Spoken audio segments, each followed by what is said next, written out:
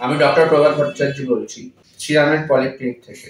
তো প্রতিবারের মতো এবছরও অনুষ্ঠিত হতে চলেছে শ্রীরাম থ্যালাসেমিয়া প্রিভেনশন ফেডারেশনের উদ্যোগে শ্রী সঞ্জীব আচার্যর সভাপতিত্বে এবং সেনাপতিত্বে শ্রীরাম থ্যালাসেমিয়ার যে পদযাত্রা হয় সেই পদযাত্রা এবং তারপরে নানান অনুষ্ঠান। এই অনুষ্ঠানটা শুরু হচ্ছে শ্যামবাজার পাঁচমাথার মোড় থেকে প্রতিবারের মতো ডিসেম্বরের প্রথম সপ্তাহে, যে রবিবারটা পড়ে সেই রবিবার, মানে 7ই ডিসেম্বর রবিবার দিন। সেখান থেকে পদযাত্রা শুরু হয়ে বিভিন্ন পথ পরিক্রমা করে আবার চলে আসবে শ্যামবাজার পাঁচমাথায় এবং সেখানে নানা রকম অনুষ্ঠান হবে। তার মধ্যে প্রধান হচ্ছে রক্তদান অনুষ্ঠান, তারপরে ছোটদের বসে আঁকো প্রতিযোগিতা, থ্যালাসেমিয়ার যারা বাচ্চা আছে তাদের, থ্যালাসেমিয়া আক্রান্ত বাচ্চা, তারপরে নানা অনুষ্ঠান আছে থ্যালাসেমিয়া সচেতনতা সম্বন্ধে, নানা রকম অনুষ্ঠান থাকবে, বক্তৃতা থাকবে, সচেতনতার বার্তা থাকবে।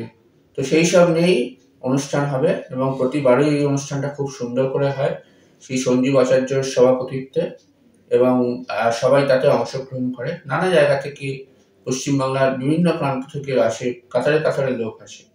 তো এবারেও সেরকম হবে, এবারে আরো বড় হবে আশা করি, আরো সুন্দর হবে অনুষ্ঠান। তো সবাইকে আমি আহ্বান জানাই যে এই অনুষ্ঠানে থেকে পদযাত্রায় সামিল হতে এবং রক্তদান উৎসবে সামিল হতে এবং তার সঙ্গে যে অনুষ্ঠান হবে সবকিছুর সঙ্গেই অংশগ্রহণ করলে সবারই ভালো লাগবে।